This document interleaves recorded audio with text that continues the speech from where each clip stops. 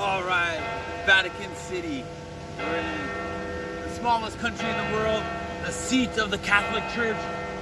St. Peter's Basilica is right there, the largest church in the world.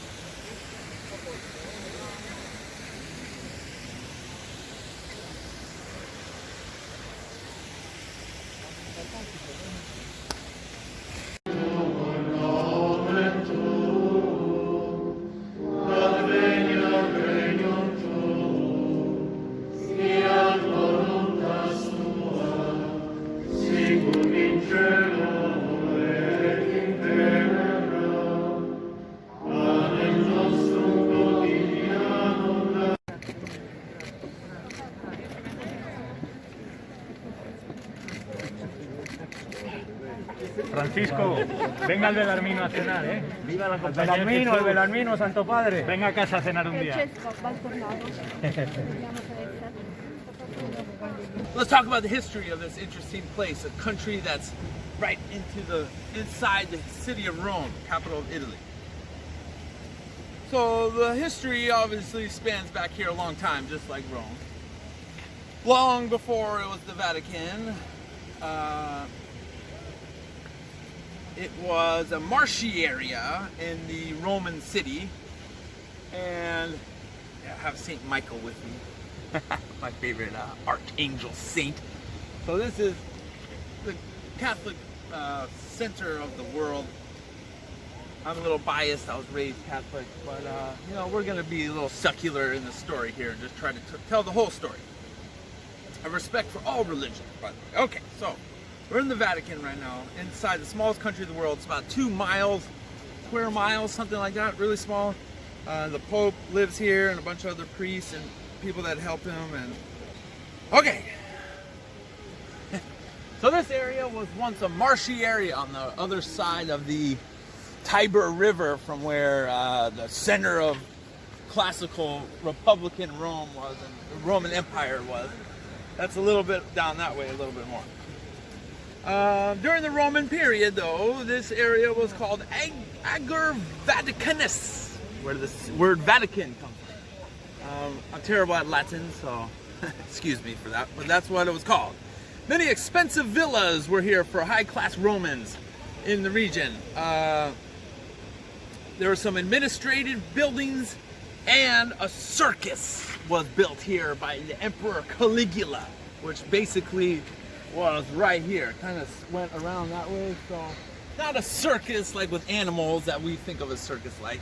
It was a chariot racetrack. So the Emperor Caligula and later Nero really thought of themselves as like athletes, and this is where they practiced their chariot racing. They probably had some races here, but that's what was right in this spot initially. This obelisk here, which you've seen in Washington, D.C., the Washington Monument, several other places, is actually an ancient Egyptian symbol. Pyramid on top.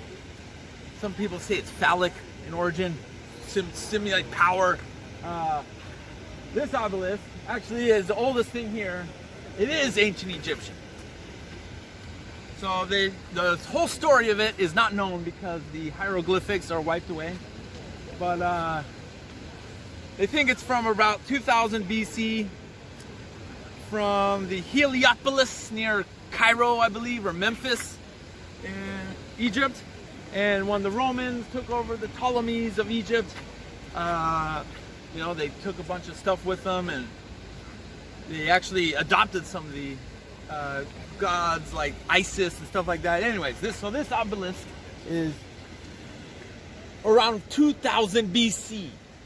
So it was placed here, not then, but originally the Emperor Augustus took this to Alexandria to have it installed in the Alexandrian port city.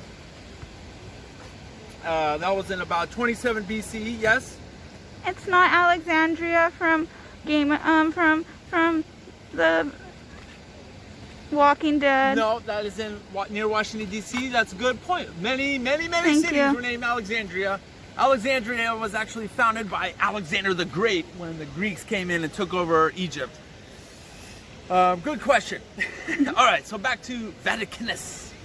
So this obelisk, 28 BC by the first emperor of Rome, Augustus Caesar, to Alexandria, Egypt, and then in 37 AD it was brought here to this spot by the emperor, the infamous Emperor Caligula. He wanted to place it in the center of his circus chariot racing track that was right in this spot. That all remains of are pretty much gone, other than that. All right, so let's fast forward a little bit from the Roman era. There are racing chariots around here during that time. But let's get into the Christian history, why this is such an important place. So, Emperor Nero, the next kind of controversial emperor, was here and the emperor during a massive fire in 64 AD. Okay, so under the reign of Emperor Nero, which they say is the origin for the sign of the beast 666. So the Jews were persecuted by Nero, and it caused a bunch of problems in Judaism. And after he was dead, the Jewish people thought he might come back to life or something, so they wrote coded messages. That's how they think 666 came to be known as the Antichrist. They think it might have been Nero. Okay, so Nero was here. He was using this racetrack because he liked chariot races too, and being a performer and singer and all kinds of stuff. He was a really crazy person. His story we could get into a lot more, but let's talk about the Vatican. So here is a prayer to Saint Michael, because we're talking about some evil stuff now. Prayer to Saint Michael, the archangel, defend us in battle. Be our protection against the malice and snares of the devil. May God rebuke him, we humbly pray. And do you, O Prince of the heavenly host, by the divine power thrust into hell Satan and all evil spirits who prowl about this world seeking the ruining of souls. The ruin of souls, sorry. Do you, I like it, okay. So it was on this spot that after the fire of 64 AD that damaged much of the city, that it was, the Emperor Nero had a lot of enemies at the time. He overspent, he did a bunch of crazy things, torturing and killing people, and he was just not a good emperor. And he wanted this big golden palace. So people think that he started the fire on purpose to kind of get back at all his political enemies and the people in Rome that didn't like him. And so he could clear out space to build his golden palace, which he planned on doing afterwards. So this fire was a big controversy. So Nero had to deflect the blame on someone else. And who did he pick was the early Christians. So we're talking about 64 AD. This is like 30 or so years after Jesus' death. So Christianity was slowly spreading. People like the Apostle Peter and Paul came to Rome and Italy. They actually came to Naples first. They were here around this time. Saint Peter, now Saint Apostle Peter, friends of Jesus we're talking here. It's pretty crazy. He was the first bishop of Rome. So in those days though, Christianity had to be really underground. Most people were still pagan. But that's a misconception, see? So the Romans, they really accepted all religions and beliefs and cults and different things from Egypt and Persia and Carthage. And they accepted all these different gods and goddesses in their pantheon and stuff. They allowed the Jewish to kind of exist, you know, as long as they follow the Roman laws. But one thing about the Romans, especially the emperors, is that they demanded emperor worship and to respect the Roman religion. So the early Christians, who vehemently had one God, monotheistic, would not worship a man, especially because their savior was killed by the empire, basically, and they would not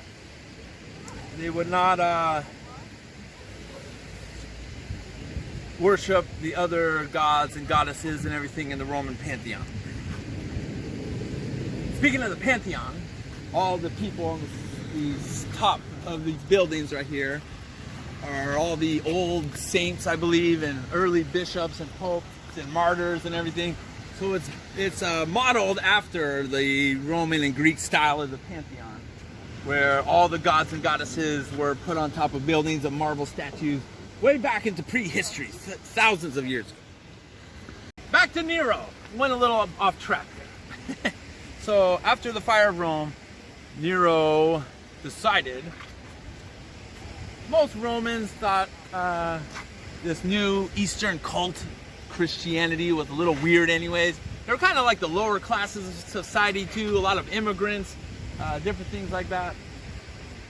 So Nero thought he would placate the people who already kind of hated him by arresting and kicking out the Christians out of Rome. So he went way beyond that though. He persecuted and found and rounded up all the Christians he could find in Rome. He, threw them to dogs to get eaten by dogs. He did all kinds of horrible stuff to them, tortured them until they confessed to starting the fire. He would, this is a really awful one, he would, with his friends in his palace, in villa, he would crucify Christians, light them on fire while they were alive, and use them as torches for his drinking party. This is a verified story. This is insane. Emperor Nero. And most notoriously on this spot, he captured a bunch of Christians, including Jesus' friend, the Bishop of Rome, Peter. Saint Peter, who this basilica is named after. So right on that spot where that church is where he was buried. I believe he was executed on Vatican Hill. It's behind there a little ways. Anyways, out of respect for his friend and who he believed in, Jesus Christ, he asked to be crucified upside down, which they granted him. So he was crucified upside down, right over there, and his body was buried right there, just in a pit, and forgotten about. So the racetrack existed after that, and Peter's mission ended, but he's obviously spread. Oh, there's Peter talking. These bells go off all the time. I love it.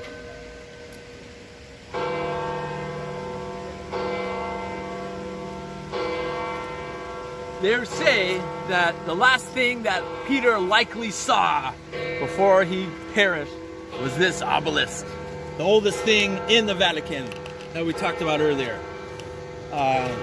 What a gruesome death. To be hung upside down, probably a slow death. So Nero was pretty nasty to the Christians.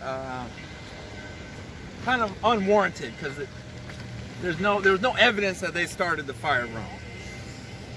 So let's fast forward a few hundred years to the Constantine the Great.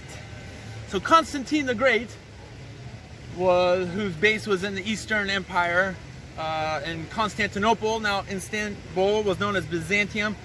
There was a bunch of strife going on, and he was a great general, and he fought his way to power, and there was a bunch of civil wars, and he came to Rome and won a decisive battle not far from here on the Tiber River, on the Milvian Bridge, right over there, against his foes in civil war. So Constantine the Great, during this battle, in the sky, who knows what this really was, but he saw a cross, an image of a cross in the middle of battle, in the sky, right down there a little ways, probably like 2 miles down that way.